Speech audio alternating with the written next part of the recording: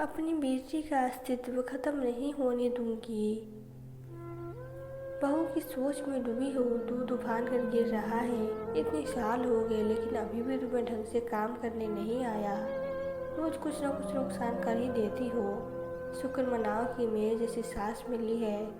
किसी और के घर गई होती तो 25 साल पहले ही ससुराल से निकाल दी गई होती। मीना जी मुकुट को ताने मारने का एक भी मौका नहीं छोड़ती। हम खुद मन में सोच कर रह जाती।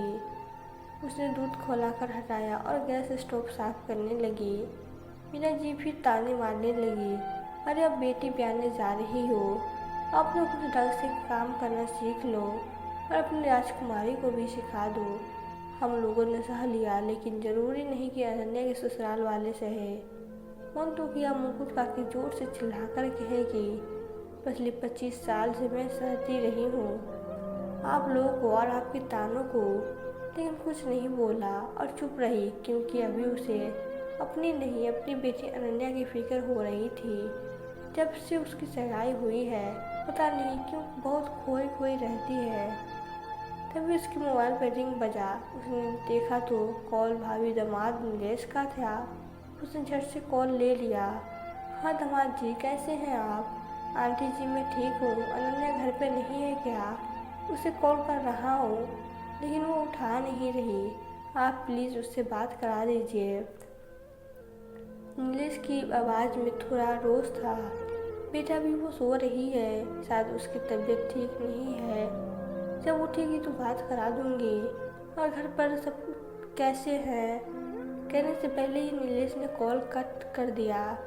मुकुट की शंका और गहरी हो गई। उसने अनन्या और अपने लिए कॉफ़ी बनाई और उसके कमरे में गई तो देखा वो खिड़की पे बैठी बाहर देख रही थी। मुकुट उसके पास जाकर बैठ गई। मुकुट को कॉफ़ी के साथ देख अनन्या के चेहरे पे एक हल्की सी मुस्कान आई। वाह मॉम, आपको कैसे पता कि मुझे कॉफ़ी पीने का मन कर रहा था? माँ हूँ तेरे मन की बात कैसे नहीं समझूंगी। कॉफ़ी का मग पकड़ाते हुए मुकुट उसके गालों को प्यार से सहलाते हुए बोली। कॉफ़ी पीते पीते मुकुट ने अनन्या से कहा, अगर तुम्हें नीलेश पसंद नहीं है तो शादी से मना कर सकती हो, इससे पहले कि बहुत देर हो जाए। अभी सिर्फ सगाई हुई है, शादी नहीं। मुकुट की बात सुनकर अनन्या उसे हैरानी से देखने लगी और फिर उसकी आंखों झलक गई। अनन्या को रोता देख मुकुट डर गई और उसे गले लगा लिया। क्या हुआ अनु, क्या छुपा रही? सब बता दे मेरी लाडू।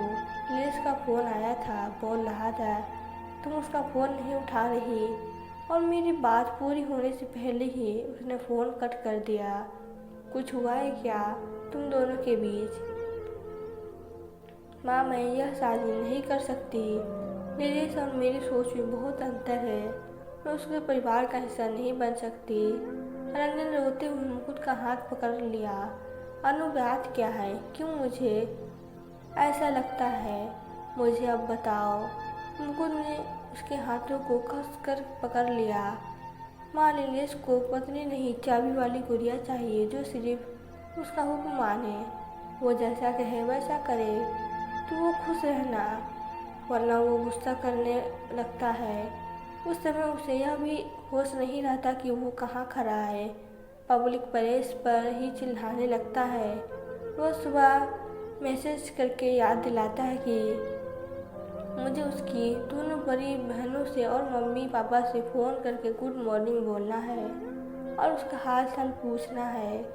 मैं दिन भर कहाँ कब और किससे मिलूँगी या किससे मिलने जा रही हूँ, सबकी अपडेट मुझे हर एक घंटे में देना पड़ता है। यहाँ तक कि ऑफिस जाने से पहले मुझे नीलेश को सेल्फी खींचकर बताना पड़ता है कि क्या पहन कर जा रही है। कल नीलेश की बड़ी बहन की बेटी का जन्मदिन था। मैंने उसे रात में 12 बजे विश नहीं किया।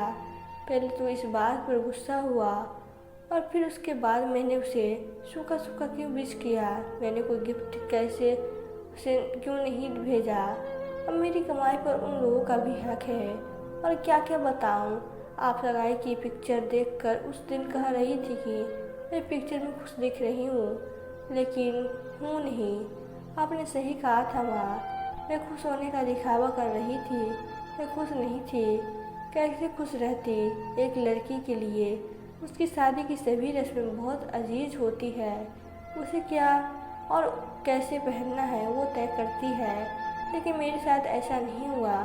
मुझे बुलाया जरूर कि सगाई के कपड़े पसंद कर लो, लेकिन वहाँ मुझसे पूछा तक नहीं।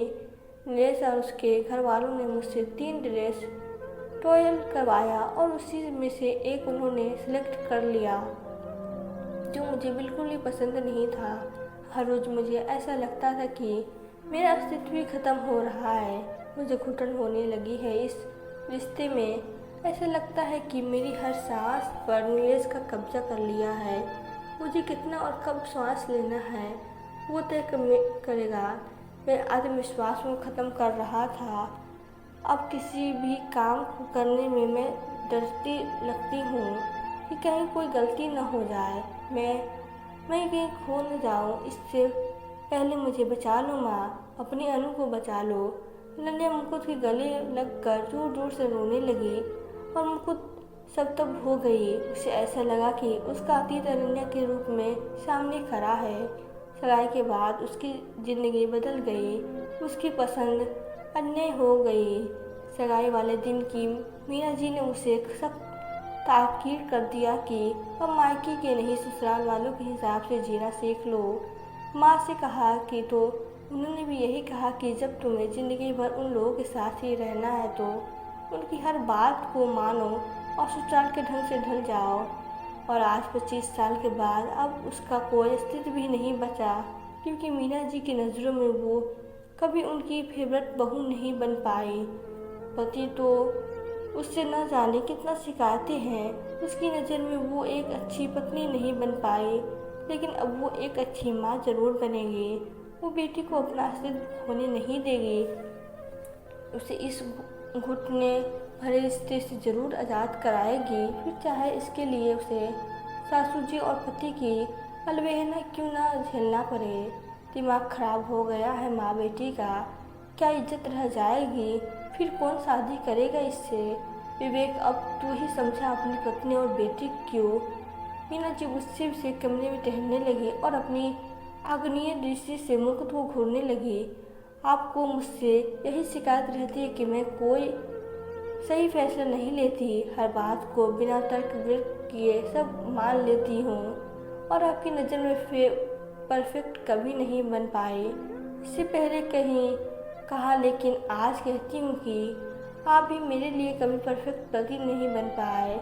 आपने कभी जानने की कोशिश की कि मैं क्या चाहती हूँ, और आप माँ जी मुझे बदल जाओ का ताना इतना मारा कि मैं कब बदल गई महसूस ही नहीं कर पाई। लेकिन फिर भी आप खुश नहीं हुई। मुझे अपनी बेटी को दूसरी मुकुट नहीं बनने देना है। मेरी बेटी अनन्या एक अपना अस्तित्व है, उसे ख़त्म नहीं होने दूंगी। वो अपनी ज़िंदगी किसी और के मुताबिक नहीं जिएगी, किसी और के लिए खुद को नहीं बदलेगी। जैसे अनन्या है उसे उसी रूप में जो अपनाएगा वही मेरी बेटी का जीवन साथी बनेगा। मेरी बेटी यह शादी नहीं करेगी। मुकुट के चेहरे पर दृढ़ संकल्प देख मीना जी और विवेक चुप हो गए।